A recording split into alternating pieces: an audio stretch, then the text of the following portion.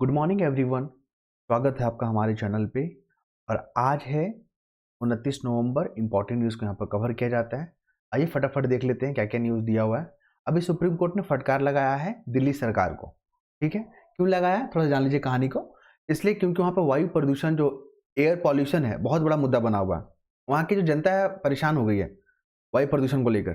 ठीक है, आपको पता ही ना डेंसिटी कितना वहाँ पे हाई है, आप सभी जानते हैं। वायु प्रदूषण को लेकर सरकार क्या क्या प्रयास कर रही है, सीधा मेंस में पूछेगा आपसे कि वायु प्रदूषण से आप क्या समझते हैं। दिल्ली में ये बहुत बड़ा मसला बना हुआ है और यहाँ पे सरकार इससे निपटने के लिए क्या क्या प्रयास कर रही है, कोशिश कर रही है। प्रकाश डाले तो प्रकाश डाले में यहाँ पे कोशिश लिखिएगा। ठीक है, सरकार वहाँ पे क्या कोशिश कर रही है और फ्लो चार्ट बनाइएगा नॉर्मल सा। और वहाँ पे लिखिएगा ग्रैप 4। सरकार वहाँ पे जो है ग्रैप 4 को लॉन्च कर रही है।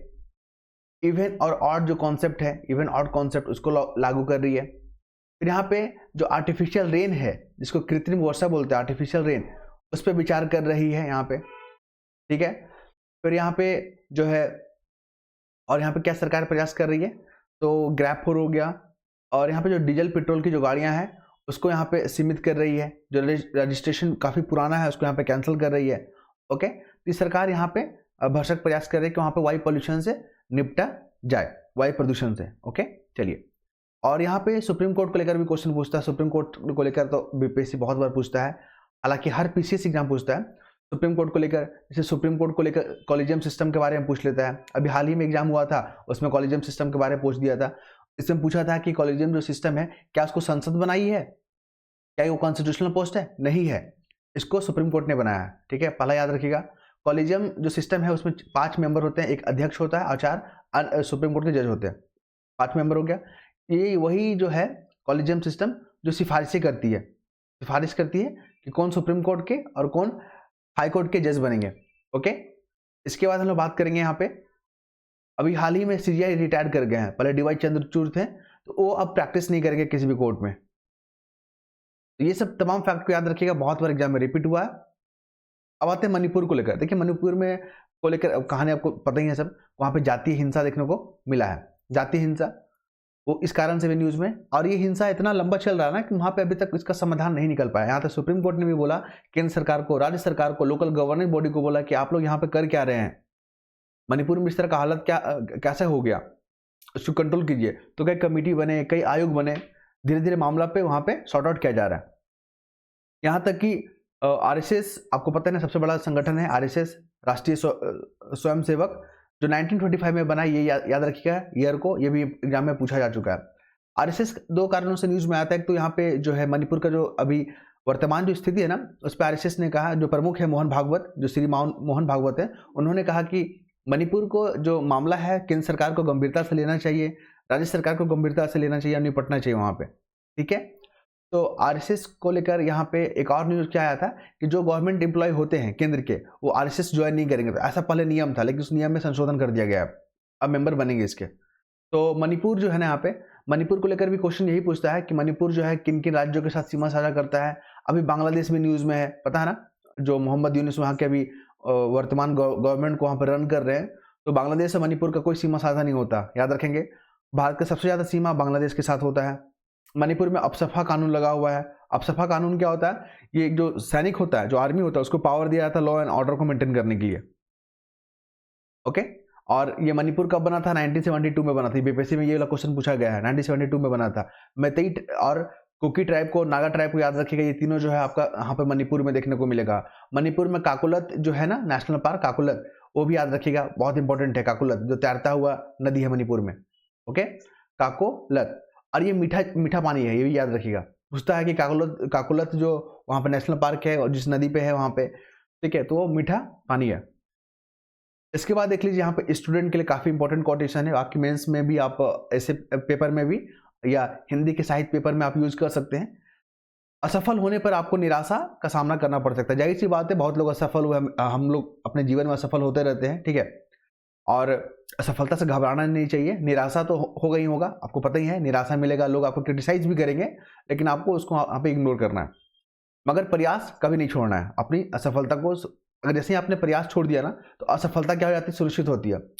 एक चीज याद रखिएगा, जितना असफलता है या सफलता है, ठीक है, मतलब सक्सेस है और ये अनसक्सेस है, ये सब टेम्प्रोरी है, ये सब कोई भी परमानेंट नहीं है। अगर आज आप असफलता है तो कल आप सफलता आपको मिलेगा ही मिलेगा। अगर आज आप सफल है तो कल हो सकता है तो आपको असफलता का जो सामना करना पड़े। तो ये सब चीज़ क्या है, टेम्प्रोरी है। इससे ज़्यादा एक्साइटेड भी नहीं होना और ज़्यादा निराशा भी नहीं होना, बैलेंस करके रखिए, जो कि गौतम बुद्ध का जो यहाँ पे विचार है। अब आते हैं यहाँ पे क्लाइमेट चेंज को लेकर ये आर्टिकल पूरा का पूरा दिया हुआ है, इसके पीछे का स्टोरी समझिए।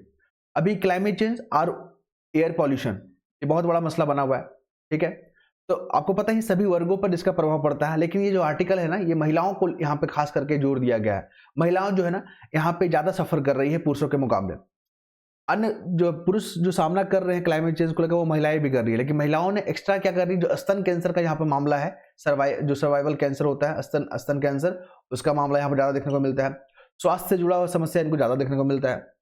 तो उसी को लेकर ये आर्टिकल पूरा दिया हुआ है। आइए हम लोग एक एक करके देख लेते हैं। मेंस में आपसे पूछेगा कि जो क्लाइमेट चेंज से आप क्या समझते हैं, सरकार ने इससे निपटने के लिए क्या क्या प्रयास किया है, अंतर्राष्ट्रीय स्तर पर क्या प्रयास किए गए हैं, और महिलाओं को ये किस प्रकार से प्रभावित करता है। जैसे महिलाओं को किस प्रकार से प्रभावित करता है, तो आपको यहाँ पे क्या करना है, फ्लो चार्ट बनाना है, महिलाएं लिखना है यहाँ पे, ठीक है, विमेंस लिखना है यहाँ पे।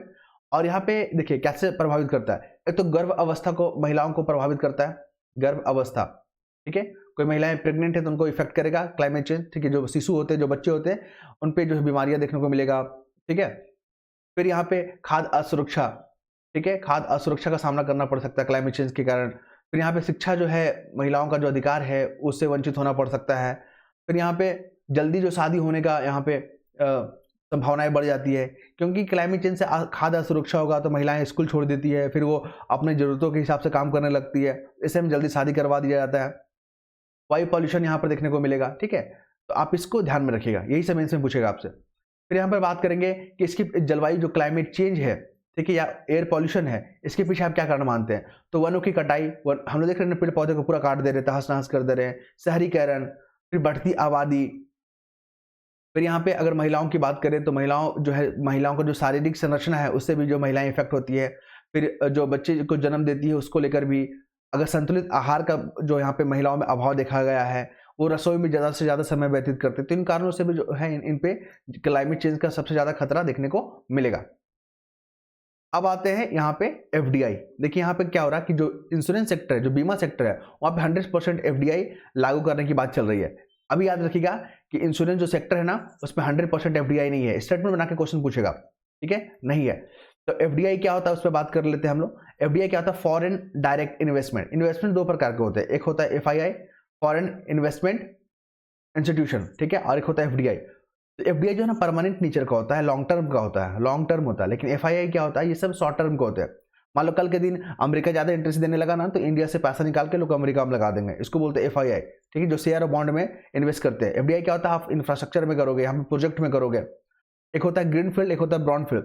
ग्रीन फील्ड नया प्रोजेक्ट आपने लॉन्च किया है, ब्राउन फील्ड जो पहले से लॉन्च था, जो रुका हुआ था, उसको फिर से रिन्यू कर रहे हैं, उसको बोलते हैं ब्राउन फील्ड। ये सब क्वेश्चन पूछे गए हैं यूपी ईसी में, आप देख सकते हैं यहाँ पे। फिर यहाँ पे हम लोग बात कर लेंगे कुछ इंपॉर्टेंट, नहीं, इसके बाद मुझे कुछ इंपॉर्टेंट नजर नहीं आ रहा है। फिर हम लोग बात करेंगे राष्ट्रपति मुर्मू जी जो है यहाँ पे एक भाषण दे रहे थे, वहां पे मतलब एक सम्मेलन में भाग ले रहे थे, ठीक है।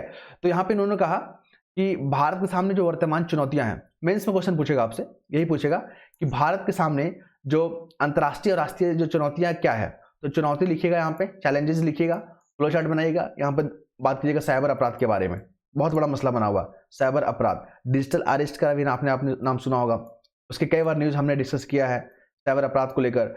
फिर आतंकवाद को लेकर आपको पता ही है ना, जो कनाडा के साथ, यूएसए के साथ हमारा संबंध खराब है, पाकिस्तान के साथ संबंध खराब हो रहा है आतंकवाद को लेकर, ठीक है। फिर यहाँ पे भू राजनीतिक परिदृश्य जो है किस तरह यहाँ पे चेंजेस हो रहे हैं, तो ये सब चैलेंजेस है। जैसे कि फिर नक्सलवाद बहुत बड़ा चैलेंजेस है भारत के सामने, क्लियर है। तो आपको चैलेंजेस में यही सब के बारे में बात करना है। कनाडा के साथ जो हमारा संबंध जो खराब हो रहा है, वो किसके पीछे हो रहा है, आतंकवाद के कारण। क्योंकि वहाँ पे जो चरमपंथी जो ग्रुप है, यहाँ पे मैंने यहाँ पे हाईलाइट किया हुआ है, जो चरमपंथी जो ग्रुप है, ठीक है, जो आतंकवाद है, वहाँ पे जो है कनाडा की धरती पर इसका यूज किया जा रहा है।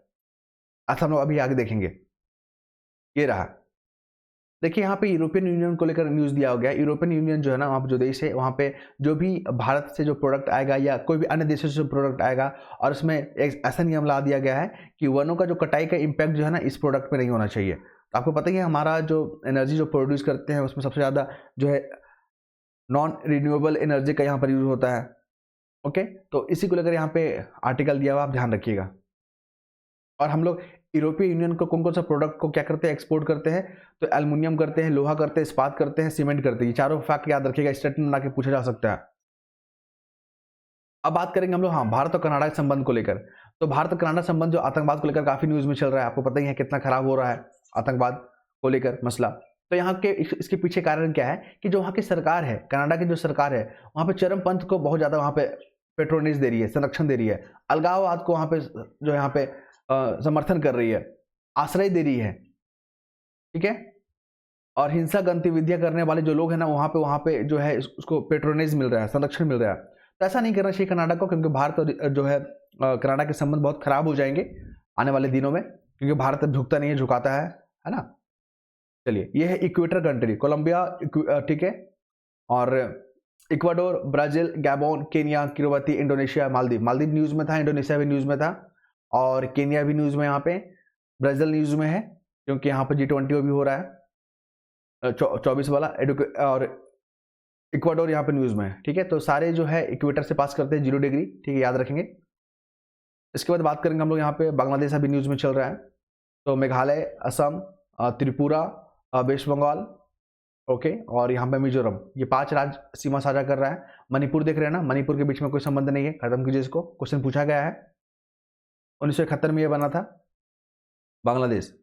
मेडिटेरियन सी का लोकेशन याद रखिएगा, गाजा स्ट्रिप का लोकेशन याद रखिएगा, फिर वेस्ट बैंक का, फिर यहाँ पर डेड सी का, है ना, फिर यहाँ पर लेबनान का, Syria, Jordan, Golan Heights, Egypt, ये तमाम फैक्ट को आप याद रखेंगे, एग्जाम में बहुत इंपॉर्टेंट है, पूछे जा सकते हैं। तो आई होप आप लोग को पसंद आया होगा। अगर पसंद आया होगा तो हमारे चैनल को आप जो है यहाँ पे अपना फीडबैक दे सकते हैं। कोई आपको प्रेशर नहीं है कि आपको लाइक करना ही होगा, सब्सक्राइब करना होगा, वो आपकी मर्जी है, करना है करें, नहीं करना कोई बात नहीं, ठीक है, क्योंकि हमारा ये जो कार्यक्रम है वो चलता रहेगा। और नेक्स्ट वीडियो में मिलते हैं। और हाँ, ये PDF चाहते हैं तो लिंक आपको मिल जाएगा हमारे कमेंट बॉक्स में, तो वहाँ पर क्लिक करके आप ज्वाइन हो सकते हैं। धन्यवाद।